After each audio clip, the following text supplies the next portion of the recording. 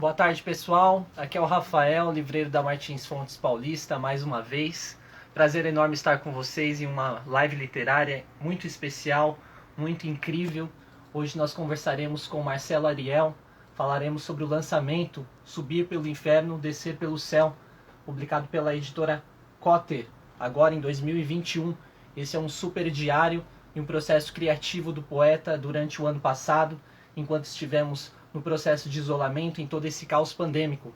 Então hoje é um momento muito interessante, sobretudo para quem gosta de poesia, de crítica literária, de ensaios. Marcelo Ariel é um poeta, um ensaísta muito plural, muito criativo, e hoje, sem dúvida, a conversa vai ser bastante interessante. Importante dizer para vocês que esse momento é um momento de democratização do conhecimento, pluralização da cultura. Então, sintam-se à vontade para participar, mandar suas perguntas, as suas reflexões, todas as contribuições que vocês estiverem a fim de participar, tá legal? Importante também dizer para vocês que vai rolar o sorteio de um exemplar desse livraço, tá? Então é só você curtir a publicação no feed da Martins Fontes Paulista, marcar um amigo, seguir o nosso perfil, seguir o perfil do poeta, do Marcelo Ariel, e também o perfil da editora Cotter. Por aí, a gente vai enviar o convite para ele, para começar esse bate-papo. Sintam-se à vontade, então, para participar, para interagir. Vamos dar uma olhadinha aqui, ver se o Marcelo já está entrando conosco. Boa tarde, Marcelo. Tudo bem? Boa tarde, boa tarde. Estão me ouvindo bem aí? Estou te ouvindo bem, te escutando bem, tá bem legal, a imagem tá ótima também. Você me escuta bem, me vê bem aí também? Sim, aqui estamos, né? Nossas imagens que não morrem, conversando uma com a outra, né? Pois é, Marcelo. Marcelo, primeiramente dizer que é um momento muito especial para mim, né, enquanto leitor, também enquanto um poeta aí, em início, né, nos seus processos de escrita. Eu conheci o seu trabalho através do Manuel da Costa Pinto, no final da década dos anos ali, dos primeiros anos, né, desse século XXI. Você deu uma entrevista bem interessante para ele, você estava ali em Cubatão, né, e falavam sobre o Tratado dos Anjos Afogados, né, um livraço, inclusive, que eu trouxe aqui, publicado pela Letra Selvagem.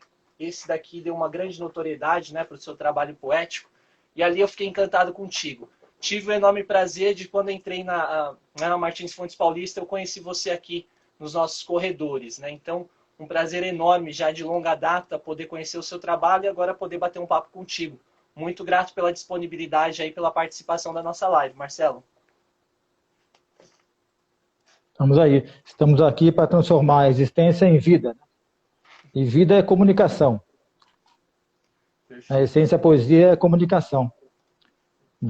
Da floresta que cada um de nós tem dentro com a floresta que está fora. É isso mesmo, é de fato, de fato. É vivificando o espírito, né, Marcelo? Marcelo, eu gostaria de começar esse bate-papo, então, com uma breve apresentação sua, né? Eu elenquei aqui alguns pormenores, detalhes da sua obra poética, então vou passar para a galera e aí a gente já começa a falar do lançamento do Subir pelo Inferno, Descer pelo Céu, publicado pela Cotter neste ano de 2021. Vou começar, então, fazendo a sua apresentação, tudo bem? Vamos lá. Uma cervejinha aqui. É isso aí. Saúde, saúde. Marcelo Ariel é poeta, Saúde? ensaísta e performer. Nascido em Santos, vive em Cubatão, em São Paulo. Autor dos livros Me Enterrem com a Minha AR-15, Tratado dos Anjos Afogados, A Névoa Dentro da Nuvem, entre outros.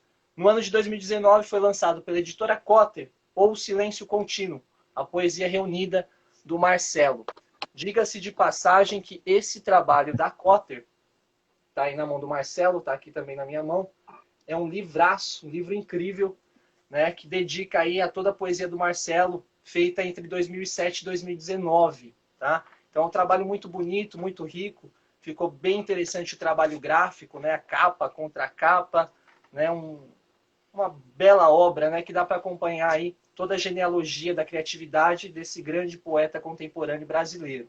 Então, para a gente começar, Marcelo, para a gente iniciar, na verdade, o papo sobre o lançamento, que é o Subir pelo Inferno, Descer pelo Céu, esse Não, isso livraço aqui, né? está aí na mão do Marcelo, está aqui na minha mão. Você faz um diário, né, um diário sobre o processo, a vida pandêmica, todo esse caos que o planeta está passando, o colapso aí do capitalismo, E esse diário ele tem uma peculiaridade, né, Marcelo? Eu senti que ele é uma espécie de híbrido, né? É um híbrido entre gêneros. Você escreve observações do dia a dia, você traz prosa poética, também dialoga muito com questões filosóficas, né, inerentes à condição humana. Eu gostaria que você falasse um pouco para a gente sobre a concepção desse trabalho, né? Como foi para você iniciar esse livro, o mote primeiro para você começar essa escrita e as suas observações. Você pode falar um pouco, por gentileza, da concepção do trabalho, Marcelo? Sim, é como eu disse no começo da nossa conversa, para transformar, estamos aqui para transformar a existência em vida, né? E não para comprar coisas e erguer um muro contra a morte, né? Um muro que não funciona, inclusive, né? Eu diria o seguinte para você, que nosso si mesmo, nós temos vários eus, né? E o eu só sabe morrer. O eu está aqui para morrer mesmo. E nós já vivemos várias mortes de vários eus nossos. Ninguém é um só. Nenhuma pessoa é uma só. Mas dentro de nós há um sol. Há um sol que eu diria que contém a humanidade, que contém o si mesmo. E essa transformação da existência em vida, que acontece na solidão, que é principalmente uma transformação da solidão em escuta, né? Escuta das coisas que estão à nossa volta, escuta dos silêncios das coisas, né? Esse foi o processo, né? O processo de escuta de tudo que não sou eu, compreende? E também de aceitação da morte como uma abertura. Eu disse que o eu só sabe morrer, que a única forma que esse eu tem de se abrir é quando ele morre, né? E entrar nas coisas, entrar nas coisas amadas, né? As pessoas que o amaram. Amar é como estabelecer uma espécie de fio, né? Que à medida que o amor se torna forte, vai se tornando uma espécie de ponte, né? De abertura, de ligação, como se a gente fosse uma grande árvore, né? E fosse crescendo esses galhos para fora, sendo essa árvore aí uma espécie de exercício da gentileza, né? Da generosidade, que é como o amor se movimenta realmente, né? Porque esse é o processo de escrever um livro de poesia, porque a poesia não é uma mercadoria, não busca a notoriedade, eu não quero ficar famoso, não quero ganhar prêmio, não quero ser... A fama é um mal entendido, né? Você sabe, né? O que eu procuro com a poesia é me comunicar com esse sol dentro de cada pessoa, né? Com essa árvore, né? Essa floresta, vamos dizer assim. Hoje nós estamos numa condição, cada um de nós, de uma floresta incendiada, né? Mas que pode se recuperar com o tempo, né? À medida em que a gente reaprender a escutar, né? Reaprender a amar, considerando também que o amor é uma ação de renovação do mundo, né? Também, que estamos vivendo agora aí, nesse processo de isolamento, é a percepção de que não há um mundo em nossa volta, né? Está ruindo uma coisa que nunca foi mundo. Estamos vendo as ruínas de uma coisa à nossa frente, né? Que foi pensada desde o início para ser ruína.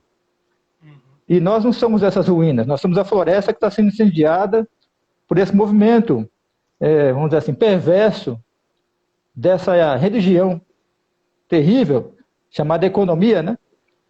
Que é o contrário da poesia. Então esse livro foi escrito também, vamos dizer assim, numa espécie de ingenuidade. Ingenuidade também é o gênio dentro, né? Ele está falando do sol quase agora, né? Sim. Uma espécie de ingenuidade e tentativa de comunicação com isso que não é todos esses eus dessas pessoas, né? Toda essa miríade de eus que existe para morrer mesmo. Mas há algo em nós que não morre, né? E a minha questão é conversar com isso, com esse algo que não morre em cada um de nós, que não é o nosso eu, que talvez possa ser chamado de árvore, né? Ou floresta, ou possa ser chamado de humanidade também. Uhum. Dentro do que você está dizendo aí, Marcelo, tem uma passagem interessante, né, no livro, em que você fala sobre uma evocação, né? A evocação do campo de força imaginário. É especificamente ali na passagem da página 19, né, quando você fala sobre a máscara do filtro de papel, que você tinha voltado ali ao jardim de infância, né? Eu vou ler o trechinho aqui rapidamente, só para trazer Que bom. essa evocação, né? Você diz o seguinte: como no jardim da infância, hoje aprendi a fabricar máscaras com filtro de papel, elástico e lenço. Escrevi Jardim da Infância como evocação de algum campo de força imaginário. Se o campo do imaginário forem corrompidos por nosso terror, levaremos o viver a estados impensáveis de degradação. Precisamos imantar com forças de dentro os campos do imaginário para atravessar o real mais absurdo e chegarmos ao grande nada onde a vida nos inclui em seus círculos de caos mais ambíguos e por isso mesmo generosos. Eu gostaria que você falasse um pouco sobre essa imantação e esse campo do imaginário, que muitas vezes se confunde como fictício ou como algo pueril, ingênuo, e na realidade é uma proposição contrária, né? De muita intensidade, de muita sublimação e individuação. Você pode falar um pouco para a gente, Marcelo, nesse sentido, desse campo do imaginário e desse processo de imantação, como a poesia, num momento tão obscuro e difícil, pode vivificar a nossa experiência na prática? Pode falar um pouco, por gentileza, Marcelo? Olha, a poesia seria como se fosse a infância da linguagem, né? Mas não no sentido de pureza, no sentido de origem, de causa, né? Vamos dizer assim. E há uma certa busca nesse... Esse imaginário não pode ser confundido com um falso, né? Não é o imaginário do marketing, da publicidade, da mercadoria, como diz o Ayrton Krenar, né? Grande filósofo aí, vivo. A questão é que esse imaginário seria uma reconstrução de todas as coisas que nós vimos quando criança, né? Que, de algum modo, nos colocaram dentro do poema. Esse momento em que a gente tinha 7 anos, não estou nem romantizando a infância, estou dizendo que há uma consciência do presente na infância. Nós vivíamos no presente. E eu ouso dizer até que no presente não há morte. Ela é completamente aceita no presente como parte do movimento do mundo, né? Também não há economia nessa infância, né? Vamos dizer assim. É uma infância pré-devastação. É até engraçado dizer adulto, né? Porque adulto também é uma palavra que tem sua origem em adulteração, né? Há uma adulteração dessa infância, depois que a gente cresce, que é também um afastamento do poema. E uma aproximação desses campos desesperados daquilo que eu falei no começo, de erguer esse muro contra a morte com mercadorias, né? Essa coisa de viver o efêmero. Porque o presente não é efêmero, o presente é justamente a semente do infinito. Ele é um campo de tempo, né? Onde o tempo se transforma em espaço. Eu até imagino que nossa vida, agora já falando com esse imaginário aqui, que nossa vida é uma transformação, a busca da transformação do tempo em espaço. E até uma recuperação do tempo, né? Porque nós perdemos nosso tempo, perdemos a percepção do presente. Como ele nos escapa, né? Ele não nos escapa porque ele é veloz. Ele nos escapa porque ele é lento. Ele tem o movimento vamos dizer assim, movimento oceânico, né? Esse presente. E ele é lento, e nesse presente nada entra que não seja um poema, eu acredito. Nada entra que não seja parecido com um sonho. Nós vivíamos um sonho quando éramos crianças, né? Agora essa infância está dentro de nós, é uma infância ontológica, né? É uma infância que nós vivemos sempre que a gente silencia profundamente os nossos pensamentos, né? E escuta as coisas, observa as coisas e percebe o silêncio que há nelas. A gente tem muito medo do vazio, e eu diria que esse imaginário que a gente precisa criar é um imaginário que recobre o vazio, e ao chegarmos nesse vazio, um imaginário em que, vamos dizer assim, as coisas são parte de nós, e que a diferença delas é muito interessante para nós, e que observar a diferença de cada coisa, de cada ser, seria uma espécie de generosidade, em que nossa atenção se transforma em generosidade, em que nós saímos da neurose, né? Da paranoia que nós estamos vivendo, da hipervelocidade que nós estamos vivendo, e a gente se torna cada vez mais lento. Vamos nos tornando como que peixes na água, né? Compreende? E não cubos de gelo na água. Até a gente está vivendo uma vida, essa vida que o Schopenhauer fala, né? Um livro importantíssimo, que todo mundo deveria ler, o livro do Schopenhauer. Ele fala que a vida é da mercadoria. Ou seja, não é a vida, nem é a vida, nem é o mundo. Então a recuperação da vida, a transformação da existência em vida, e a recuperação do mundo também, que é o nosso tempo que nós perdemos, que era espaço, que era o presente, né? Que era uma lentidão, que era uma percepção das coisas, com uma atenção, com uma presença. Nós estamos cada vez perdendo a presença. Nós estamos nos fundindo com essas nossas imagens que não somos nós, né? Nunca uma imagem irá tocar o real, né? Isso que você está vendo aí não sou eu. nem é você, né? É impossível que a gente possa ser apenas isso aqui. Parece uma RG falando, aquelas fotos de RG, né? É uma redução da vida. E a gente se acostumou com isso, né? Se acostumou com um mundo que não é mundo, com um tempo que não é o tempo, porque nunca jamais realiza o presente, jamais ele toca no vazio, deixa o vazio florescer.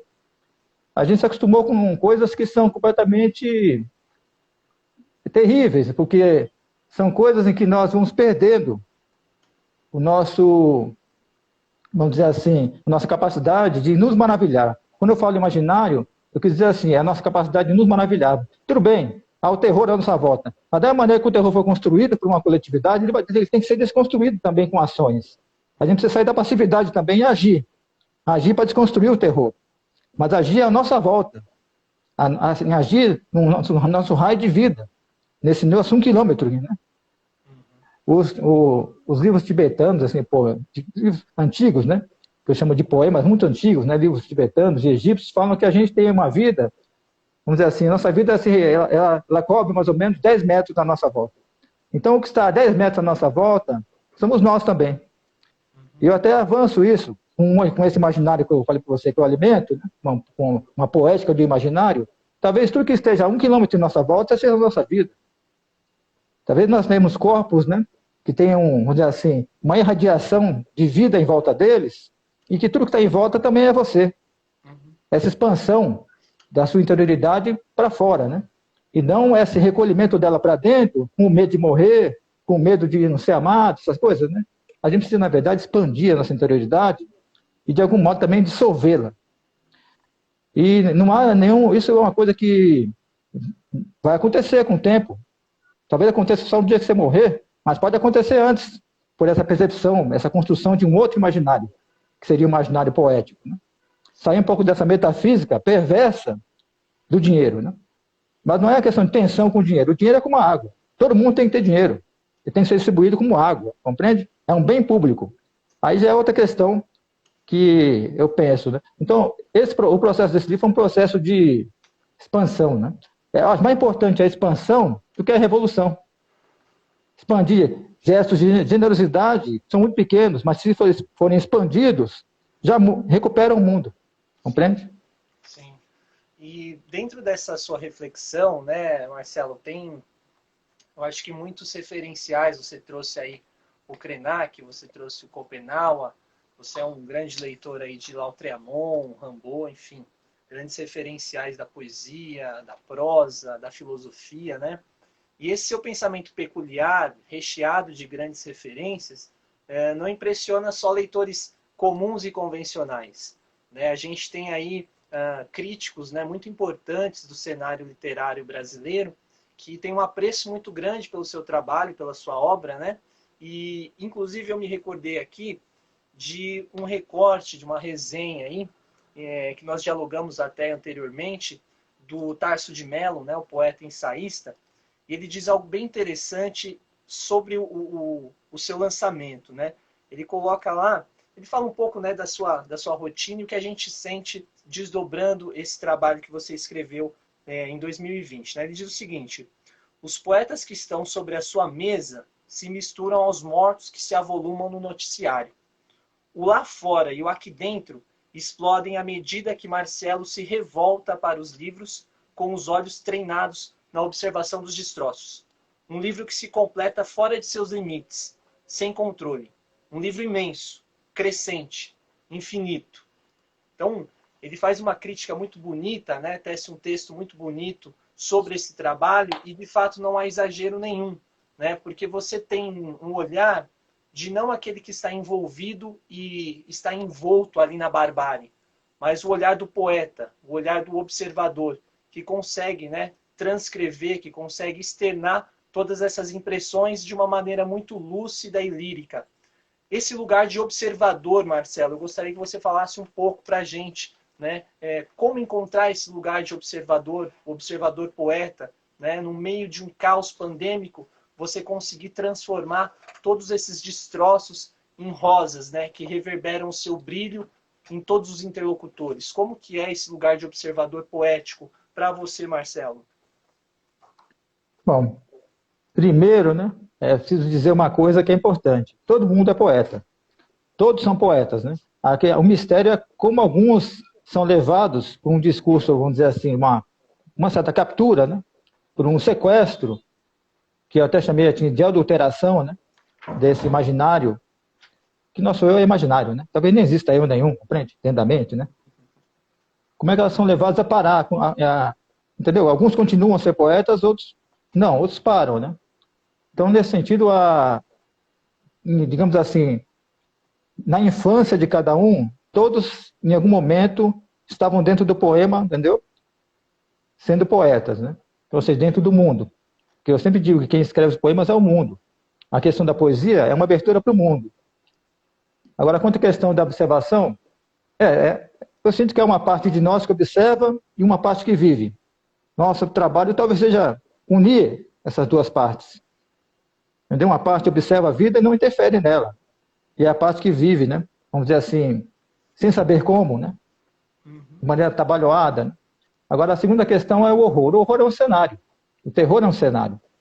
Existe uma questão que eu falei no começo, de uma política da imanência, né? Uma política em que nós somos parte, nós somos também a pessoa que está dormindo na calçada, etc.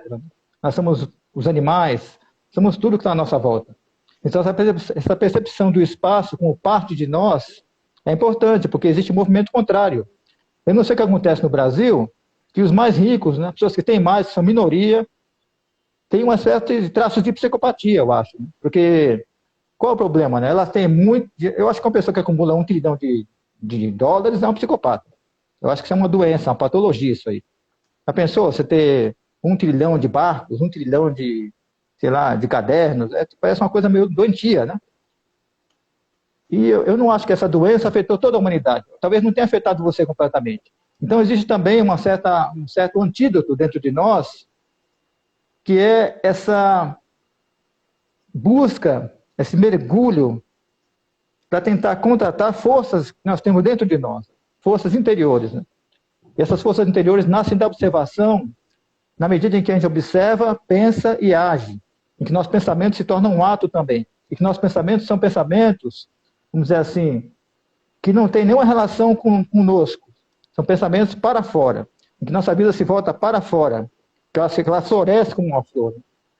Estou falando disso aí, parece uma coisa utópica, mas a utopia é uma coisa que nós podemos realizar no nosso dia a dia, as pequenas utopias, né? Porque hoje a generosidade se tornou uma utopia, a generosidade no sentido de um ato, de uma ação direta, se tornou quase uma utopia.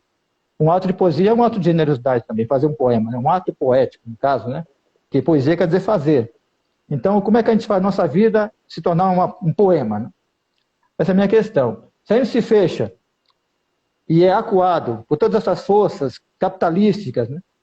Essas forças aí, isso que nos evangelhos, né? Eu leio todos os livros, né? Acho fantástico os evangelhos como um poema, né? Cristo chama de Satã, ele fala, vai de reto de Satã, né? Satã quer dizer o espírito dos impostos, quer dizer, é o espírito da economia, né? Essa coisa que nos cerca com um monte de boletos, com um monte de cobranças, impedindo que o nosso tempo se abra para a observação, para a contemplação da vida. Se a vida não for encontrada, assim, por uma capacidade de observar, de procurar, a vida não abandona ninguém.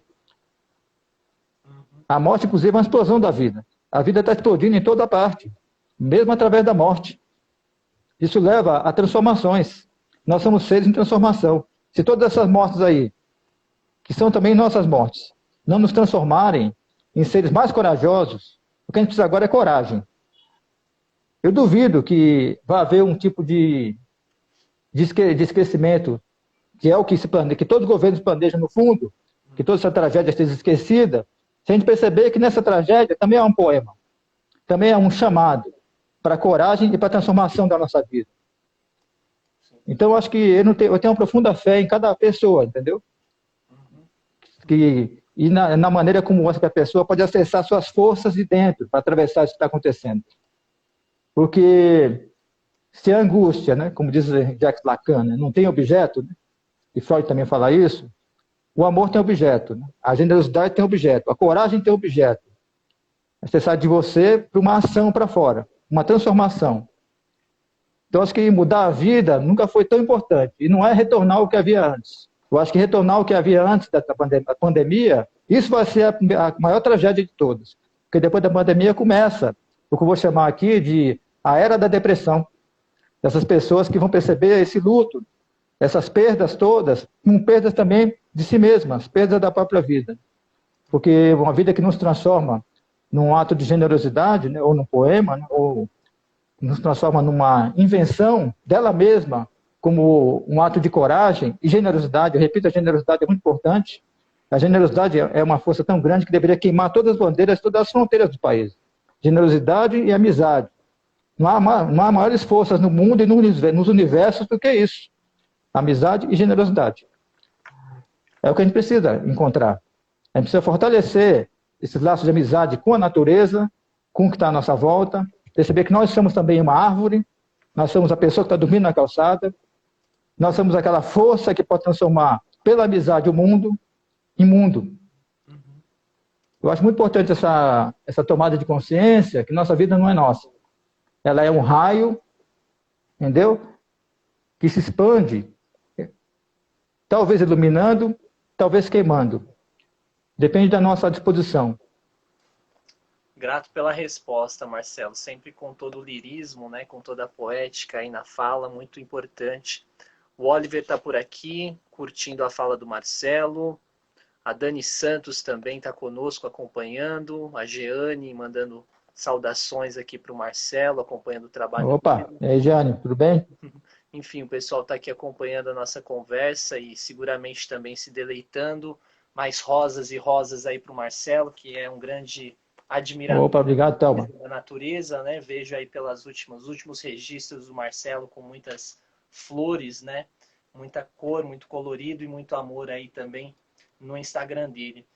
Marcelo, aqui tem uma fala bem interessante também sobre o seu trabalho do Eduardo Sterzi, né? O Eduardo Sterzi, Sim. Poeta e crítico. Você deu um texto, né? Isso, muito boa. Mesmo. E ele fez um texto interessantíssimo ali na orelha do livro, né? E ele escreve algo importante que muito me interessa e eu gostaria que você falasse um pouco sobre. Que é o quê? A espontaneidade que você tem no diálogo entre gêneros. Porque a gente lê o Subir pelo Inferno, Descer pelo Céu, né? O seu lançamento aí, 2021, e ele a priori é um diário. Mas quando a gente começa, já nas primeiras páginas, a gente vai tendo instâncias de reflexões, nuances existenciais vêm à tona para a gente desdobrar dentro de nós. Tem um lirismo, né? uma poesia em prosa ao mesmo tempo. Então, assim, é difícil de reduzir numa caixinha.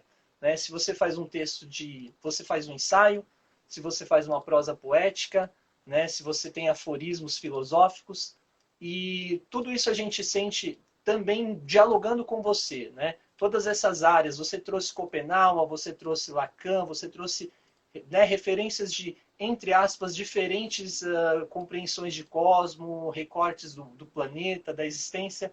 Então, gostaria que você falasse um pouco para a gente dessa escrita, né? Isso é muito orgânico dentro da sua escrita, isso sai de você de maneira inerente, você pensa num gênero. Como que é esse trabalho para você? Né? Como é chegar nessa grande síntese, nesse grande híbrido, como o que você mostra aqui no Subir pelo Inferno e Descer pelo Céu? Por gentileza, Marcelo. Isso começou, a gente tem que perceber uma diferença que existe entre hibridismo e imanência. Tem essa imanência do celular. Quando você mão no celular, ele no fundo é o pergaminho, né? Uma coisa muito antiga o celular. Né? A tecnologia do pergaminho aplicada a uma certa imanência muito capturada, né? Mas minha mãe cantava, eu estou fazendo homenagem a ele aqui, nem pareceu, né? Cantava músicas do Cartola. Opa! Minha mãe era lavadeira, né? E cantava canções do Cartola no tanque, né? Lavando roupa na casa das pessoas aí, lá de Santos, né? Daquelas condomínios e tal. E eu estava na barriga dela e eu devo ter ouvido essas canções, compreende? Então é esse hibridismo que me interessa. O hibridismo que é quando a nossa pele pensa e se abre, né? Nossa pele também é uma certa flor, né? Nossos poros, né? A gente é todo aberto. Por isso que esse vírus está aí, digamos assim, um endereço, como dizia o Madhavir Cito Krenar, é um vírus que tem um endereço que é a humanidade, né? Ele está entrando em nós, né? Invadindo e tal. pelas nossas vias respiratórias, né? Mas nós somos todos abertos. Nós somos o aberto. Então, esse hibridismo tem que encontrar a imanência, tem que encontrar essa disposição para se abrir. Aí, se abrir para o quê, né, também? Tomar muito cuidado também com aquilo que se fecha, né? A gente pode até, de maneira assim simplória, dizer, ingênua também, eu abraço a ingenuidade, viu?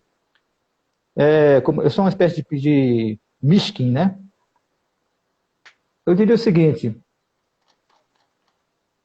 nossa vida é híbrida. Inclusive, ela se mistura com a morte o tempo todo. Não é só quando alguém morre, alguém que nós amamos morre, que a gente tem consciência da morte. Mas essa morte, como eu disse no começo, é uma explosão de vida também. Agora a questão é, nós estamos vivendo uma espécie de luto, há um pesar, há uma perda, há uma dor. Como é que a gente segura a dor? Como segurar a dor em uma espécie de invenção de uma outra vida? Como é que a gente muda? Como é que a gente pega um atalho? Então, eu acho que desde o começo, você está falando da mistura de coisas, nós somos mistura de coisas. Eu não acredito mais em gênero. Eu não acredito mais que a gente possa dizer assim, delimitar. Parece que na geografia, né, dentro de um processo assim, existe aquela questão, na astrofísica também, em que você não sabe delimitar o tamanho do oceano. Toda hora ele muda de tamanho. Isso é mistura de coisas. O mundo é uma mistura das coisas umas com as outras, são misturadas. Né? O próprio ar é uma grande mistura. Né? Nós vivemos dentro desse processo de caos e de misturas. Então, eu imagino que nós temos que assumir que nós somos misturas, nós somos mestiçagens. Nós somos híbridos. Híbridos de... Mas fala gênero. Os gêneros também não são fixos. Né? Então, eu não sei se vai ser possível delimitar em que momento, porque o homem ficou 7 meses na barriga da mulher, ele foi mulher 7 meses, por exemplo, né? Durante um bom tempo ele foi mulher, dentro do organismo feminino. O feminino e o masculino. Eu acho que a questão para mim é que eu tenho uma certa luta contra o pensamento binário, contra essa coisa de dia e noite. A noite é o começo da manhã. Dia e noite, homem e mulher, Argentina e Brasil, floresta e cidade. A cidade também é uma espécie de floresta. A cidade é uma imitação muito ruim da floresta. Eu acho que, de algum modo, nós somos híbridos também dos originários. Né? Existem indígenas dentro de nós. Eu até faço uma coisa importante, digo uma coisa importante aqui. Na minha certidão está escrito Coelho Pardo, e minha avó era Tupinambá. Né? Hoje eu descobri há pouco tempo que não existe pardo. Essa palavra tem que desaparecer do dicionário. Na verdade, o que existe é o seguinte, a consciência é que nós somos indígenas. De uma forma ou de outra, nós somos indígenas. Se nós temos essa ligação com nossas origens, com nossa ancestralidade, com nossa causa. Nossa causa não é o mundo empresarial, não são os bancos. Nossa causa é maior que isso. Ninguém nasceu no shopping center, compreende? Então, minha questão é sempre a expansão. E uma expansão passa pelo hibridismo, passa pela mistura. A gente não pode expandir, e até no sentido, não vou nem usar a palavra evoluir, porque ela também é um pouco binária para mim.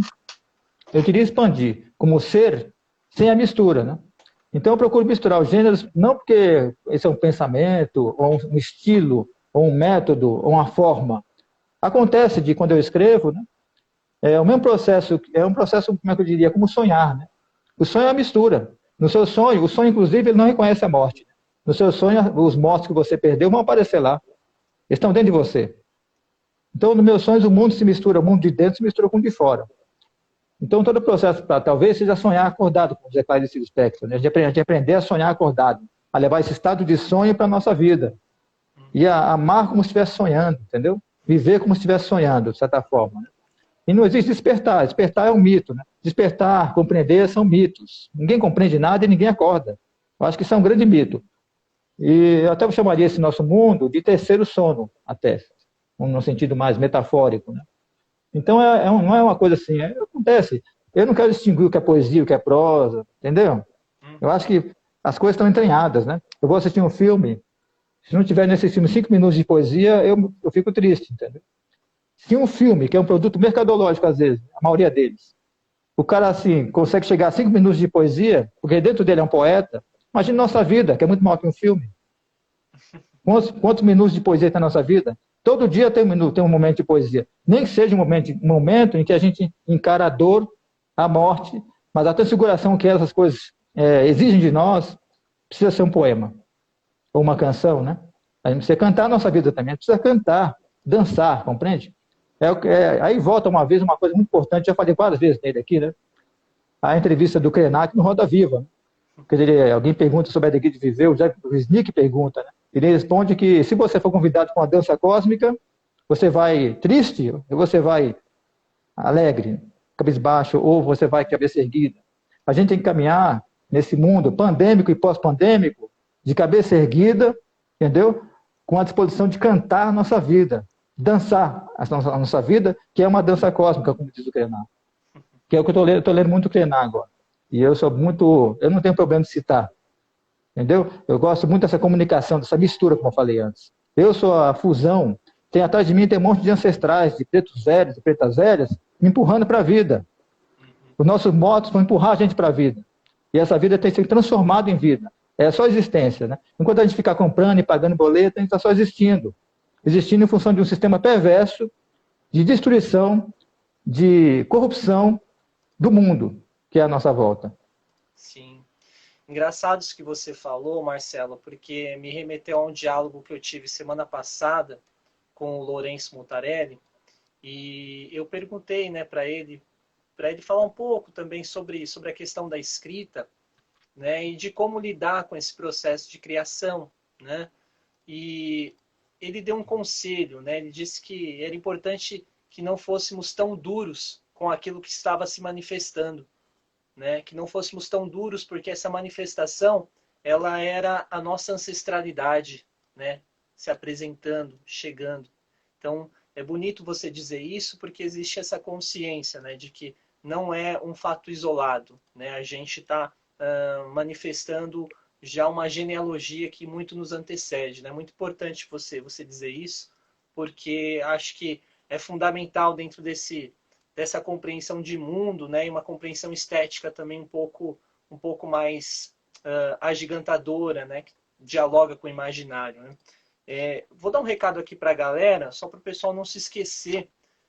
Tem uma publicação no feed da Martins Fontes Paulista que diz respeito ao sorteio. Tá? Então, você para concorrer aí a um exemplar do lançamento do Marcelo Ariel, publicado pela editora Cotter, esse livro incrível, né, Ao Subir pelo Inferno, Descer pelo Céu, basta você então curtir a publicação, marcar um amigo, seguir o perfil da Martins Fontes Paulista, o perfil do Marcelo Ariel e também da editora Cotter. Seguramente você não vai se arrepender, é uma leitura acachapante, é um belíssimo livro.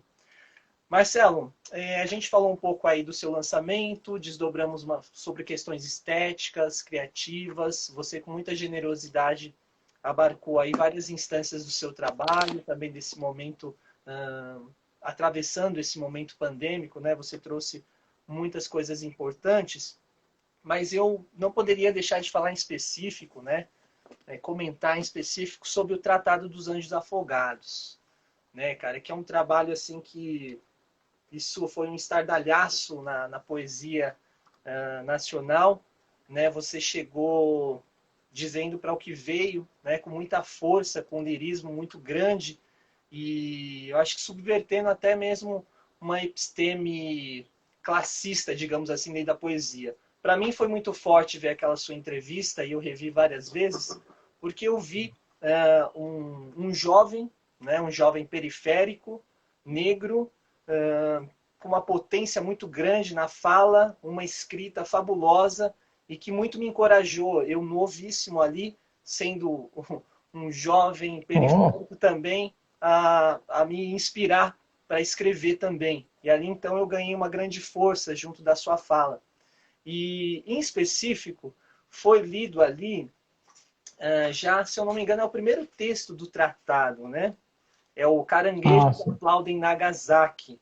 Eu sei que esse é um texto já bastante lido por você, é um texto que muitas pessoas recorrem a ele, né, quando vão fazer uma nuance, uma elucidação do seu trabalho, mas ele é muito impressionante já logo no princípio, né, porque você vai falar ali daquela catástrofe na Vila Socó, né, no período ali em que você experienciava toda a sua juventude em Cubatão. Você pode falar um pouco desse processo, desse início ali de escrita? E eu gostaria, inclusive, se você pudesse ler pelo menos um trecho do Caranguejos Aplaudem Nagasaki, para a galera sentir a força, a potência da sua poesia, que logo de cara ela já diz para o que veio, né? Você pode então fazer a leitura de pelo menos um trecho desse poema e falar um pouco do que foi, né, para o Marcelo Ariel esse período ali de afirmação, esses primeiros passos no mercado editorial que você ganhou tanta notoriedade. Por gentileza, Marcelo. Olha, bom, vamos lá. Para mim, essa história de poeta consagrado é outro mito, compreende? A gente tem que desfazer, desconstruir todos os mitos, seja quais foram, mitos do bem, do mal, binários ou não, a gente precisa encarar as coisas como elas são, né? Com a sua beleza escondida, vamos dizer assim. Então, esse livro é um processo, meu amigo, que se perde no tempo. Eu vou ler um trechinho. Ele está aqui no Silêncio Contínuo, né? Eu vou ler até ele e outros poemas também. Eu vou ler um trecho do Caranguejo e mais dois poemas. Tá? Entrar na sessão de leituras, né? Legal. Vamos lá, então. Foi um vazamento que aconteceu nos anos 80, né? Ali, naqueles idos, em Cubatão, de um duto de petróleo. Eu saí um pouco aqui, né? Olha que interessante. Eu posso sair e posso voltar. Vazaram mais de 1 milhão de litros de petróleo, de gasolina, né? De avião. As pessoas estocaram em casa e isso gerou um incêndio. Né? E eu escrevi um poema sobre esse incêndio. Não dá para comparar uma tragédia como essa do Covid, né? Da pandemia, com outras, ou quais forem. Né? A gente vai tentar raciocinar por comparações. Né? Mas vamos lá. Caranguejos aplaudem Nagasaki.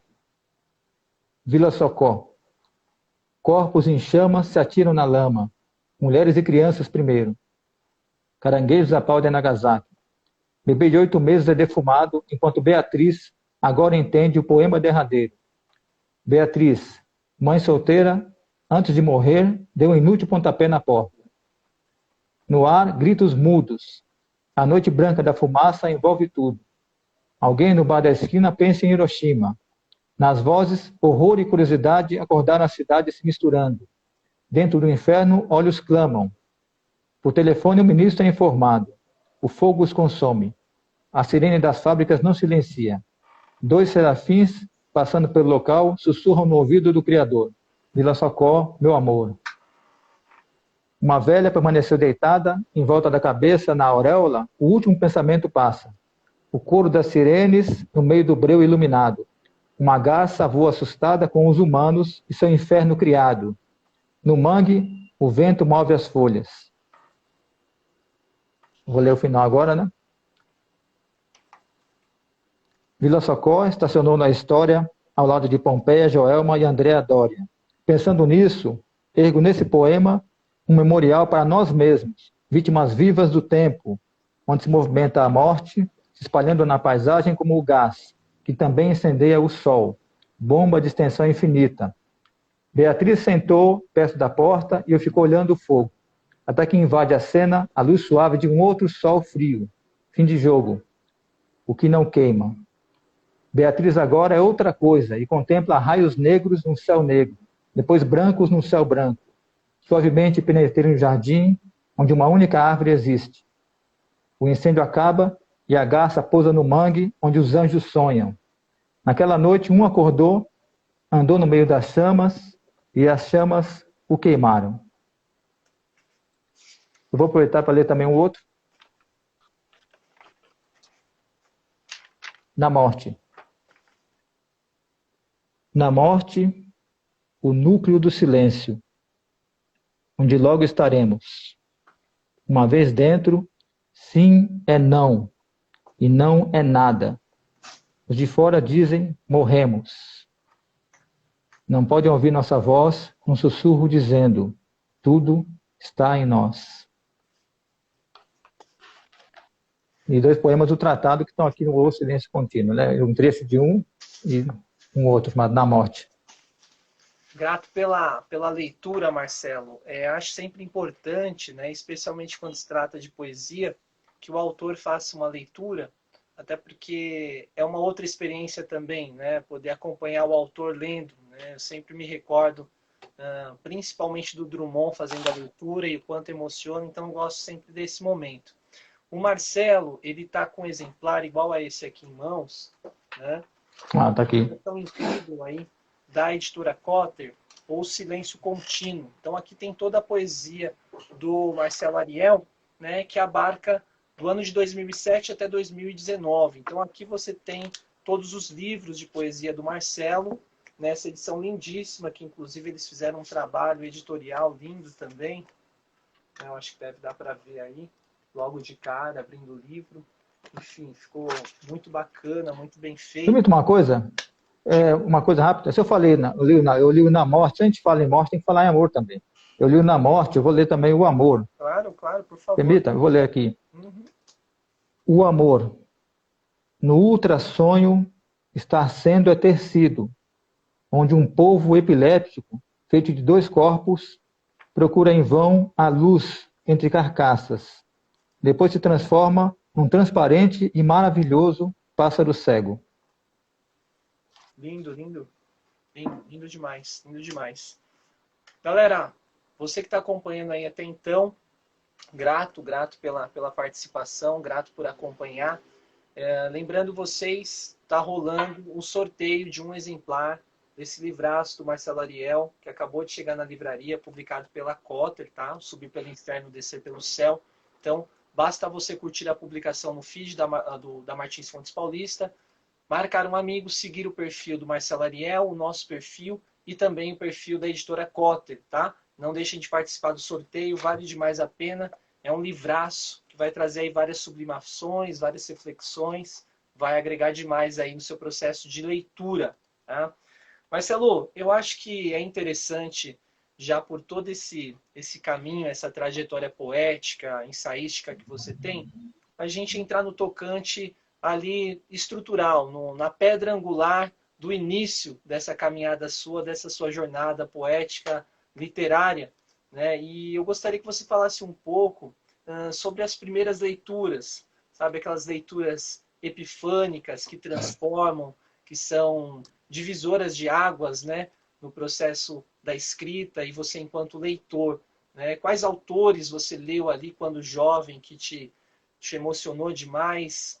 Eu sei que você é um grande leitor e também um grande crítico que traz à tona muitas reflexões peculiares e novidades sobre o trabalho da Clarice Lispector, né? Inclusive acompanhei já a live sua com a Liliane Prata falando sobre. Não pude acompanhar o curso, mas imagino que seja algo fabuloso. Você pode falar um pouco nesse sentido desses primeiros encontros literários que te transformaram, que foram muito significativos aí dentro do seu processo? Pode citar alguns aí para a gente, falar um pouco desse período, Marcelo, por gentileza? Vamos tentar sair da cronologia, né? Nossa vida não cabe nem na biografia, nem na cronologia. Porque não cabe na biografia porque a vida não pode ser escrita. Por mais que a gente se esforce para isso. Ela escapa da linguagem, né? E nem cabe na cronologia porque a vida é além do tempo, né? Inclusive essa imagem que vai ficar aí, que não sou eu, essa imagem parece que pode ser destruída até, mas ela não morre, né? A primeira leitura que eu fiz, vou mostrar para vocês. Essa pergunta, eu pensei nela, né? Antes. A primeira leitura foi isso aqui, ó. Essa é uma pedra do Rio Cubatão. Eu guardo essa pedra há uns 40 anos já, mais ou menos. Foi a primeira coisa que eu li. Eu tinha, sei lá... Eu acho importante a gente ler o silêncio que há na pedra.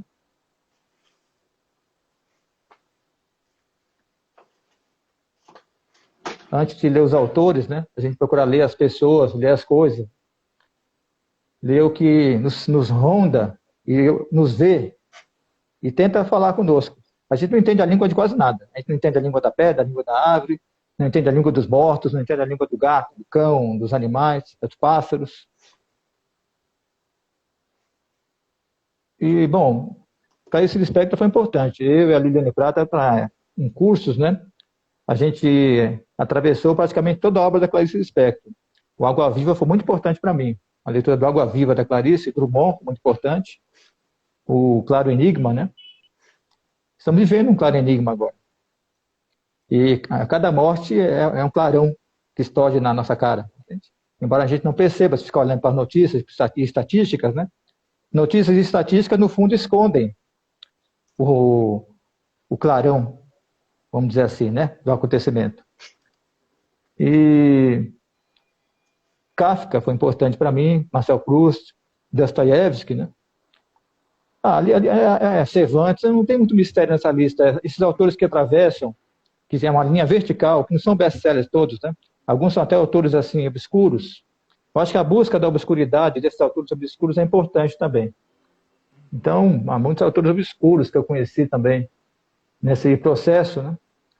Que não tem nome. Por exemplo, o autor do Eclesiastes, o autor do Cântico dos Cânticos da Bíblia, o autor do Bhagavad Gita, o autor do I, que a gente chama de I Ching, né?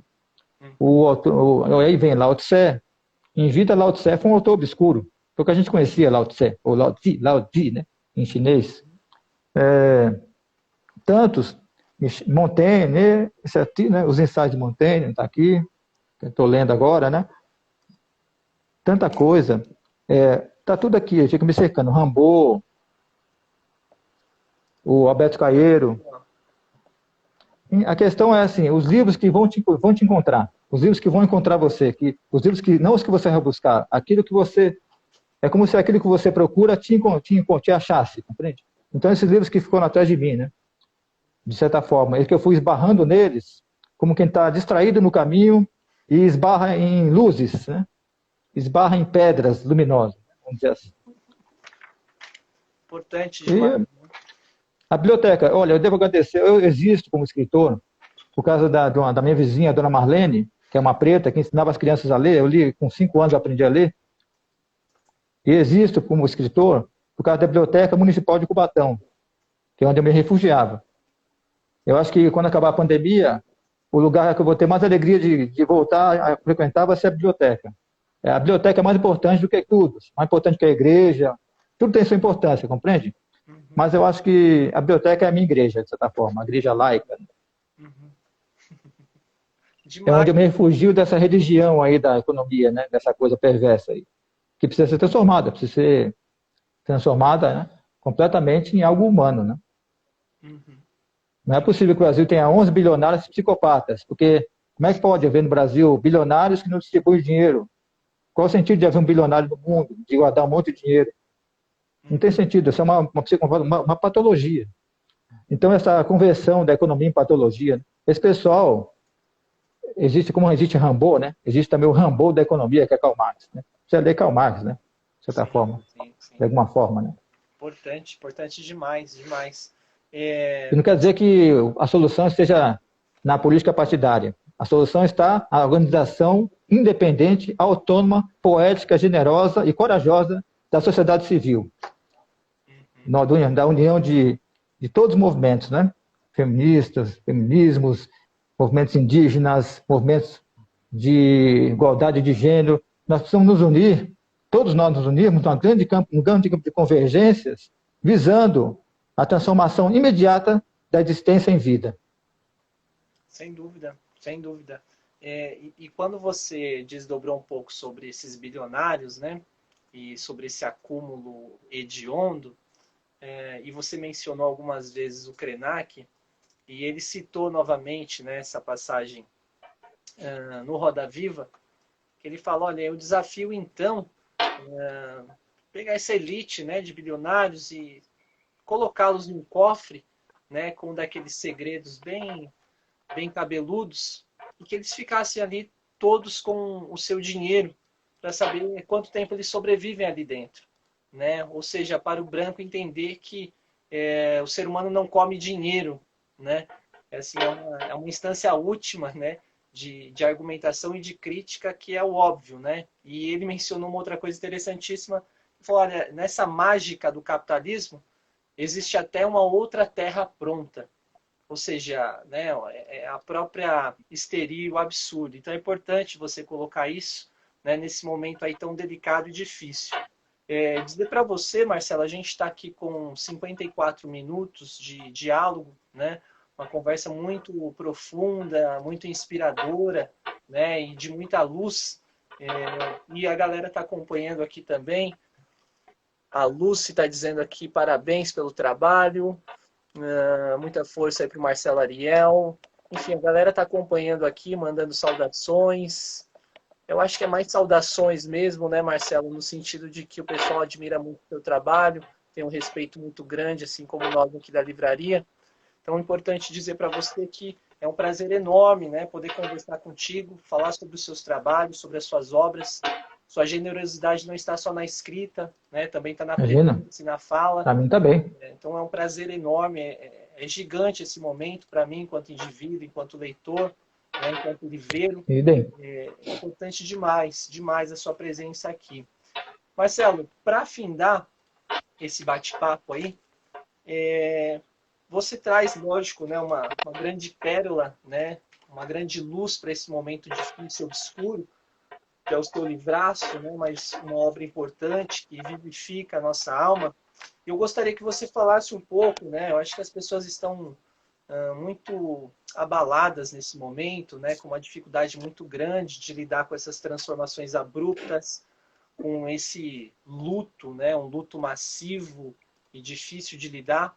Você, enquanto poeta, né, enquanto um pensador contemporâneo, uma pessoa de muita lucidez e lirismo, o que você pode trazer para a gente nesse momento, no sentido de acalanto, né, pensando na poesia, pensando na literatura, caminhos possíveis para a gente atravessar esse momento e ter um rebrilho num futuro próximo ainda muito maior.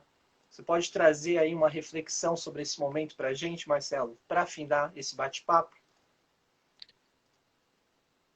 Olha, por sua dificuldade extrema, ele também é estimulante. Parece que quanto mais difícil um período da vida, mais estimulante ele é e mais coragem exige de nós. Coragem, né? Coragem e é a coragem, inclusive, coragem que nasce do medo também. Sabe que tem uma coisa engraçada na Câmara? Tem um ponto cego, né? Se eu sair, aí, eu tenho a impressão que em algum momento nesse lugar que nós estamos, existe algum ponto cego no futuro onde a nossa vida vai acontecer. Ela vai se dar agora nos pontos cegos, compreende? A gente está entrando numa espécie de errância mesmo. Aí tem esse movimento, ou a gente cai numa nostalgia cega, ou a gente procura um ponto cego onde a nossa vida pode mudar. Um ponto cego em relação ao que existe agora, que é esse capitalismo de vigilância, né? Essa coisa, né? Porque a questão toda eu estou falando desde o começo, é mudar a vida. Até quando alguém morre, o silêncio dessa pessoa parece que clama por uma mudança da vida, por um encontrar a vida dentro dessas ruínas que nós vamos viver, né? O Brasil está morrendo, eu acredito. Agora, é importante também que essa morte do Brasil, ela é a morte também e é também uma revelação. Apocalipse quer dizer revelação. Então, nós estamos vendo mais ou menos tudo que estava escondido no Brasil. O inconsciente colonial, o inconsciente fascista, a hediondez do Brasil, o egoísmo desses bilionários, desses políticos. Tudo isso está muito claro para a gente. Agora, a partir disso aí, nós precisamos, de alguma forma, transfigurar e transcender isso e mudar nossa vida, nossa comunidade. Nós temos que entrar numa certa vida comunitária. É uma espécie de coimunidade, como diz o Peter Sloterdijk. Precisamos de imunizar a nossa vida dessa loucura, né? Dessa doença, desse vírus do capitalismo, né? Essa coisa de você tem que agora empreender, virar empresário, você tem que ter seu milhão, tudo isso aí, essa loucura que vai vir com euforia quando passar a pandemia. Esse capitalismo de vigilância, em que as pessoas praticamente imploram para ser filmadas, né? É quase como se a vida fosse transformada num Big Brother, entendeu? Tudo isso vai vir depois. Essa angústia que todos nós estamos sentindo, esse luto, tudo que está contido em nós temos que transformar de alguma forma a tristeza numa energia e chegar também nos processos que eu chamo de doçura. Nós temos em nós. E precisamos ter de alguma forma fúria, doçura, generosidade e coragem. A fúria e doçura com a generosidade e a coragem significam amor. A gente precisa realmente amar agora. Tem que parar dessa romantização, dessa coisa das paixões egoístas, né? Das paixões mínimas, né? Das paixões num raio de 1 metro. Nossa vida tem que ter paixão, mas uma paixão abrangente pelo ato de viver como um ato de generosidade, como um ato de amizade.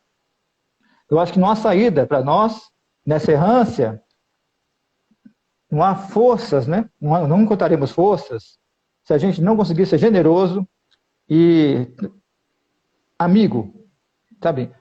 Chegar a essa afetividade, a essa grande afetividade. Eu acho que a saída para todas as coisas está na palavra generosidade, na palavra amizade e na questão muito importante. Eu acho mais importante a pessoa ter coragem do que ter talento. Ela precisa ter coragem, mas coragem para ser generosa, não coragem para ser perversa. Então a questão é essa, a gente tem que segurar, porque Bolsonaro vai passar. Daqui a 50 anos na história não é nada. Vai ser uma espécie de febre da história brasileira. Tudo isso vai passar. Nós estamos passando também. Mas a gente precisa, na verdade, encontrar os clarões, plantar florestas na nossa vida, de amigos, né? De bondades, de generosidades, de encontros de alegria. Isso é o contrário da morte. É o contrário do suicídio, é o contrário da depressão, eu imagino. A grande questão que vai virar aí é a depressão, né? É a angústia e a depressão. E nossas armas são a alegria de viver. Não há Mas, outras. incrível, grato pelas palavras generosas, né? Pelas palavras de amor. Acredito que isso muito nos enriquece, né? E nos fortalece para continuar a caminhada. Nós estivemos hoje aqui, então, na live literária com o Marcelo Ariel, falando sobre o lançamento do Subir pelo Inferno, Descer pelo Céu. Esse livraço aqui, publicado pela editora Cotter, tá? Vale demais a pena a leitura.